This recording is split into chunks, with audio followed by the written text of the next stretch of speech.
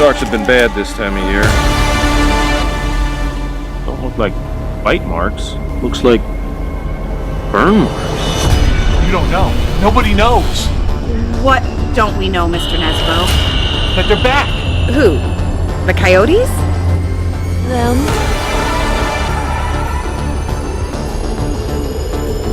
The stars. They just keep staring down at us with them glowing eyes. All those yahoos still thinking there's a sunken U-boat over on Smash Up Island. I think we gotta pull out of this deal now. Your dad's abduction group? Everybody around here knows what it was. They're trying to clean up after themselves.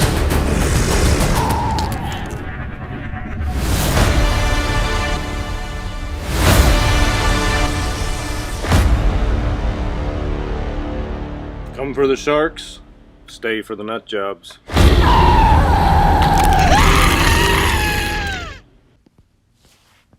Hey, what's up everybody? Back for another Wild Eye review. This time it's for Shark Encounters of the Third Kind, which is a 2020 film. Runtime is 1 hour and 15 minutes. A group of hostile aliens crash land at the bottom of the ocean, and via mind control use sharks to terrorize a small town full of secrets in the hopes of completing their invasion mission.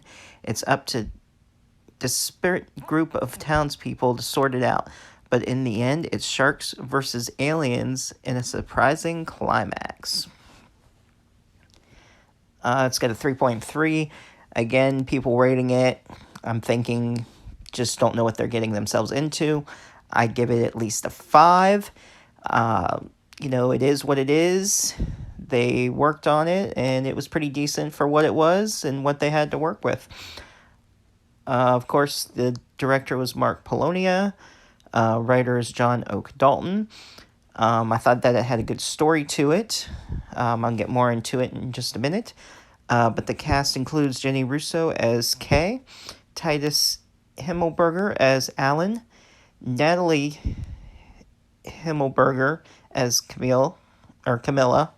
Sorry if I'm pronouncing these names wrong. Tim Hatch is Bennett.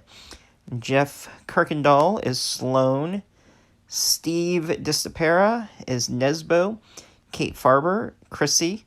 Catherine Sue Young, Sapowski. Yoli Knols as Mural. Nicholas Olson as Zeke. Christopher Bacon as Ledbetter. Todd Carpenter as Lipton. Dave Fife as Dalloway. And Whitewood as Luke. All right, and stay tuned for a little bit more about it. Hey, what's up everybody? Back here for another Wild Eye review. This time, as you can tell from the title and the trailer, is Shark Encounters of the Third Kind. All right, and as I always say about these, just go into it knowing what you're expecting. It did have a lower rating on IMDb. I give it about a 5. If you like sci-fi movies, action with a little bit of gore, this is definitely for you. For the effects, CGI, a little bit of practical. The acting was decent. Some was a little, so-so. But it was enjoyable overall.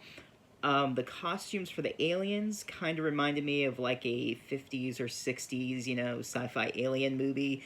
That's what these type of movies kind of portray, but it's kind of a little throwback in a modern day.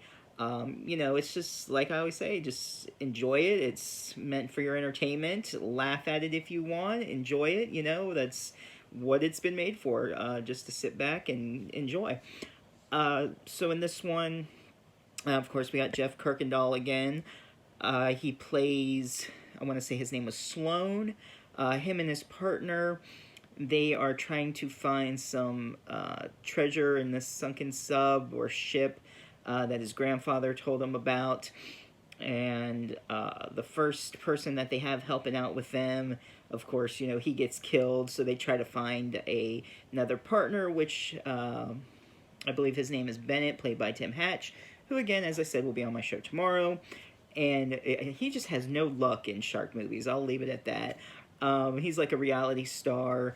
Something happened to him. It's pretty funny. I'll let you watch it to, you know, find out what happens. He ends up joining them. So in this community, this woman moved back to take over her father's practice. She's a psychiatrist. And like a group of people in this town, they've had either experiences or abductions with aliens. And they're the only ones that can sort of sense that these aliens are back on Earth, you know, and of course she doesn't really believe them at first. You know, she's just trying to help them out, but you know, of course, along the way she learns. So these aliens come back, they're underwater, they hypnotize sharks or mutate them, take them to their advantage, you know, so they're killing people in town. They want to, they sort of take over people as well. They want to cover up what they did in the past, and there's some secret experiment. Again, you just have to watch to get the whole story of it. So that's pretty much it. You know, they're just going through, and it's a battle between humans and aliens, and just trying to survive this alien takeover, or possible takeover. Like I said, the acting was decent. Good music. I enjoyed the storyline to it. There was... What was I going to say? I lost my train of thought. Oh, the Harbor Patrol guy. Like I said, there's some practical effects and CGI. Practical effects, you know, you get to see the pieces and stuff. And the Harbor Patrol guy, I mean, he had a couple of funny parts, but, I mean, he was kind of annoying in my opinion. I don't know. It was just a weird part. And, like, stuff that he did, like, he almost acted like he was in charge, like a police officer or FBI agent. For example, they find a head, which in the trailer he's talking about how it's, like, burned. They don't know what's going on. But she even asks, are you, like, a police officer? And he says he was in the military. But, you know, he just takes this head, puts it in a bag. He doesn't leave it. He doesn't contact the real authorities. He acts like he is the authority. So that was a little cheesy. But, I mean, other than that, I don't really have any complaints. Like I said, they work with the budget they have. They have fun doing it. Just have fun watching it. Check it out on Tubi. I believe it's on Tubi. I don't know. Check my list. I got like 206 movies that you can check out. So watch that video. You can see what Wild Eye movies to watch.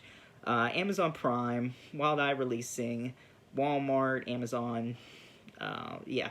So check it out. I'll leave the link down below for Wild Eye releasing. Add them to your collection. As I always say, that picked it up from Hugh, Wild Eye is worth the buy. Thanks for watching. See you next time.